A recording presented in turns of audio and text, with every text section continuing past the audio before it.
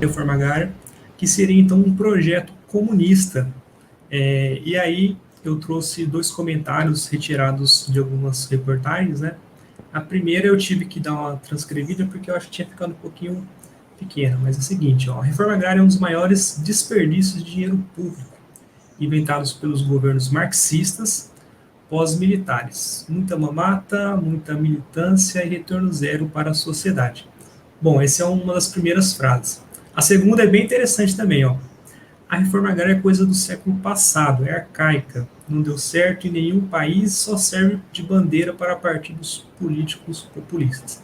Então são dois comentários que, claro, muitas pessoas já escutaram isso, muitas pessoas já reproduziram isso, tá bom? E a gente vai tentar ver um pouquinho sobre esse mito da reforma agrária enquanto uma ameaça comunista.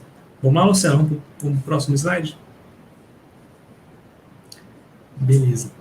E esse mito cai por terra justamente porque a reforma agrária ela tem como objetivo justiça social, primeiramente, mas também ela busca promover, né, a realização da função social da terra. A terra, enquanto propriedade privada, segundo a Constituição, tanto no Brasil como nos demais países do mundo, ela possui uma função social. Ela precisa ser utilizada, não colocada apenas como reserva de valor. Enfim. E o mundo passou por isso, assim como o Brasil. Claro que no Brasil as coisas aconteceram um pouquinho diferentes. Mas eu trouxe, então, dois casos, na verdade existem vários outros, de reforma agrária que aconteceram no Brasil ou no mundo, e que elas também tinham como esse objetivo não promover a implantação de uma rede comunista no mundo todo ou algo do tipo. Esses países que eu apresento, Estados Unidos e Japão, são países que claramente são países capitalistas, né? Os Estados Unidos é talvez hoje a maior potência ainda capitalista no mundo, que também realizou reforma agrária. Tá? A reforma agrária nos Estados Unidos ela acontece pós-guerra da secessão, e essa guerra coloca em conflito, né, o norte dos Estados Unidos industrializado e o sul latifundiário, principalmente produtores de algodão. Quem já assistiu aquele filme de Django já vai saber um pouquinho mais ou menos como que era o contexto histórico ali. E após a Guerra de Secessão, a lei é implantada justamente para tentar coibir os latifúndios nos Estados Unidos e também promover a colonização da parte oeste do país. Então foram doados, em média, 160 hectares para os colonos, com o objetivo de ocupar toda a área que é hoje os Estados Unidos.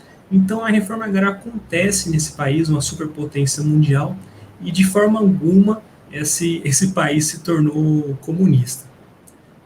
No caso do Japão, é bem interessante também, porque após a Segunda Guerra Mundial, o Japão completamente destruído pela guerra e pelas bombas atômicas, os norte-americanos que controlavam ali o processo de transição, vamos dizer assim, eles também promoveram uma reforma agrária no Japão. Essa reforma agrária, ela não tinha nenhum objetivo comunista também não. Ela tinha como objetivo atingir parte dos financiadores desse projeto que o Japão tinha construído antes da Segunda Guerra Mundial. Então, grandes latifundiários, produtores de arroz do Japão, perderam suas terras, claro que eles foram indenizados, eles perderam suas terras, e essas terras foram repartidas justamente com os trabalhadores locais que trabalhavam ali na produção do arroz. Então, hoje nós temos dois países, potências econômicas, Estados Unidos e Japão, e que passaram pela reforma agrária a seu modo, e até hoje não se tornaram comunistas, né? Pelo menos o que a gente sabe por enquanto. Vamos lá para o próximo? Beleza. No Brasil, a reforma agrária ela passa por um processo muito complicado, principalmente porque o projeto de reforma agrária ele nunca foi um projeto 100% camponês. Esse projeto de reforma agrária ele sempre foi utilizado por partidos políticos, por alguns grupos econômicos, por políticos em si, até pela Igreja Católica.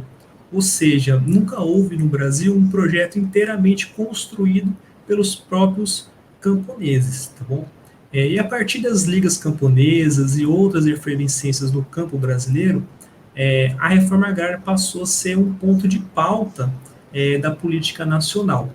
E o Partido Comunista, o PCB, ele vai a partir, claro, liderado pelo Prestes, ele vai pegar essa política, vai inserir essa política junto às pautas do Partido Comunista. O Partido Comunista, naquele período, ele não vai enxergar os camponeses no campo brasileiro como uma classe social.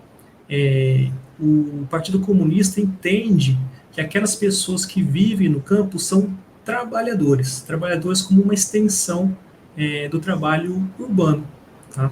É por isso, então, que o projeto comunista do PCB, ele entendia que a revolução comunista no Brasil, na verdade, viria pelos trabalhadores urbanos, mas que era necessário também, né, juntar essas forças com os camponeses do Brasil.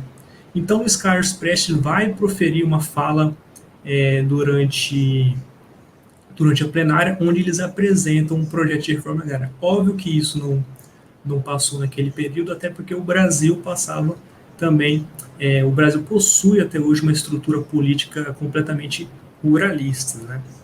E a Igreja Católica, percebendo então que alguns partidos políticos ligados à esquerda já pensavam nesse uso da reforma agrária para os seus ideais políticos, a Igreja Católica ela vai então pensar em anteceder a reforma agrária. Eles vão adiantar, vamos dizer assim, esse possível golpe comunista, e eles mesmos vão propor por 2 vezes política de reforma agrária.